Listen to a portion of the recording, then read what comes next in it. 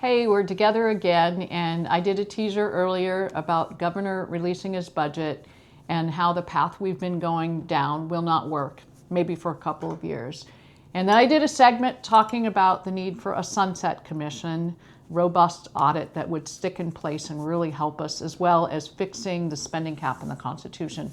And on this video, I want to go into some detail to talk to you about the revenue side. You know, we have the spending side and tightening the belt, and then we have the revenue side, the incoming money. And as I mentioned before, if you look back about a dozen years with the oil production and prices, we brought in about $4 billion more than we are now. So we've been pulling from the PFD and from various accounts and savings, really drained down the constitutional budget reserve. So we're at a point where we have to make some decisions. It's very pivotal right now. It's very pivotal that we have leadership that understands us and can get this through. And trust me, I've worked on it. I've been on fiscal plan working groups, been very disappointed. We even had one where we actually had 50 of 60 legislators agree with us after we put it forward.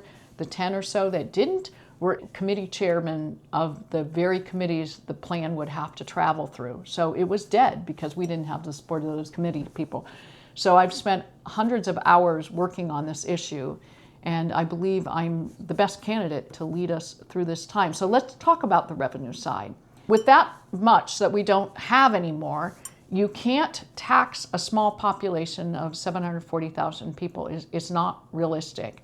If we were to impose an income tax to try to make up that gap, you would have a mass exodus out of the state. And history shows this because you can look at other states when that happened. You know, income taxes didn't exist in states a long time ago, so you can actually see what happened. Big wave of population moves out, and they're going to states where there aren't an income tax, okay? Income tax, very bad idea. We're already struggling with not having workforce that we need. We cannot have our workers leave. Income tax needs to be totally off the table. So one of the things that I am proposing is not a quick overnight fix, but we must get started on it, and that is expanding the tax base, which includes diversifying the economy. So then how do you do that? I have action steps to get us there. Of course, the gas line is looking very promising. We're watching that very closely, very hopeful. We'll see what happens. But that won't give us cheap energy, really cheap energy that would allow us to open up new industries, more mining, data centers, and all that kind of thing. We're gonna have to pair it with other types of energy. And we are blessed with opulent energy resources. We have hydro like crazy, 3 million lakes, 12,000 rivers. We've got to tap in and have hydro. The Susitna-Watana Dam would be off the shelf on day one. We'd be working on getting the FERC license as your governor. That would be a priority. But we have a lot of hydro projects, smaller hydro all over the state. We have clean coal. We have more than half the nation's supply. We could build it up near Healy and have power lines. The small nuclear reactors are coming on board in 2030. That would allow us to have even off the road system, have mining operations. Once you have cheap energy, Alaskans, it's going to change everything. Everything. It's not just your utility bills that are going to be lower. It's going to impact food prices, everything, every service, every product, because power, energy, is part of the overhead of everything in our lives. So now we have the opportunity for brand new industries. I mentioned data centers. I'm going to mention also the manufacturing. We've never really thought of manufacturing here because of the cost of energy. So you're going to have new doors open. And once you expand your tax base, that's going to increase the revenue without increasing taxes on anyone. And you know, I don't want to kill the golden goose. There's a lot of talk about raising taxes on the oil industry. You know, you look at what they make here versus in other places and the kind of expenses. I'm actually surprised somewhat that they're here rather than in Texas. So this idea that they're just, you know, stealing money, it's just not true. So expand our tax base is going to increase our revenue. Now, I do want to say this, like I said, it's not overnight. You don't flip a light switch and have an expanded tax base. This is going to take persistent effort over a number of years.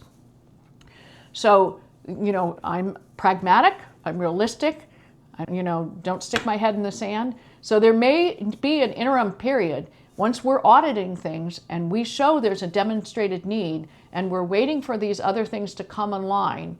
If there is a shortfall, And it may not be when I'm governor, it could be down the road. There may need to be a tax. And I tell you, income tax, very bad.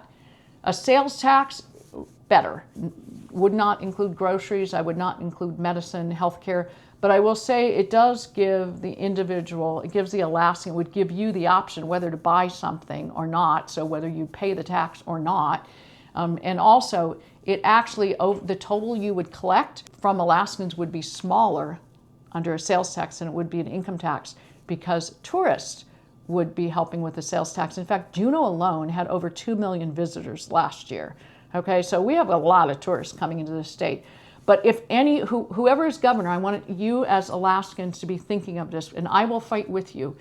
If push comes to shove and we need something like that in the interim, we absolutely must insist that it have a sunset date, because you shouldn't put something like that into perpetuity, because as you're expanding the tax base, the idea is that the need for that will decrease. So you have to have a sunset date in it. The other thing you have to do is a release valve in that other revenues pick up. So let's say, oil is a worldwide commodity. Those prices can change and fluctuate with the market. If oil prices go up, any kind of like a sales tax on you should go down. So it's very important that we have those kind of elements if we get to that point. But the most important thing is that we get our fiscal house in order and our spending in order. We fix our spending cap in the Constitution. We work on really growing our energy to bring the prices down, open up doors to new industry. And I want to talk about the PFD also, because one of the things, and back to the economy, and it's related to the PFD, because at statehood, we did not get our subsurface rights. We kind of got the shaft, we really did. Other states have it.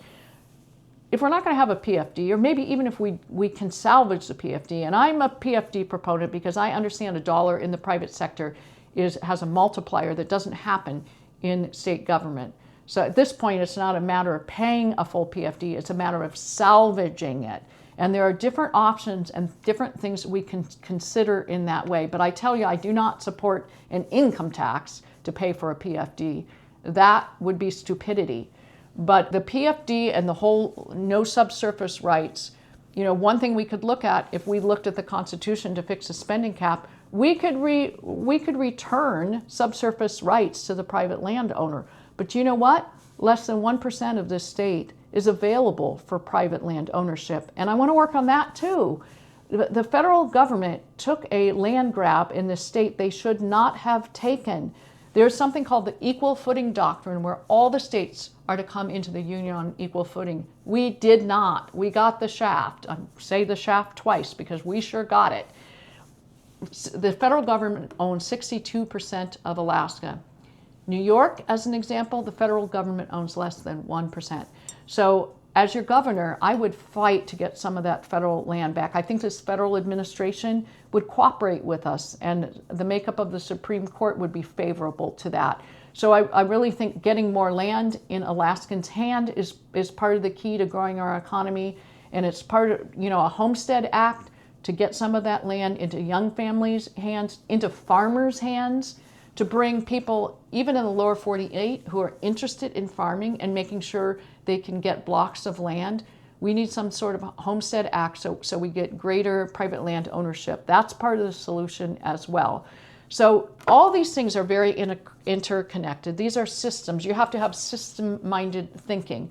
We don't want to do something rash that in a few years we realize it's going to throw something else off in the system.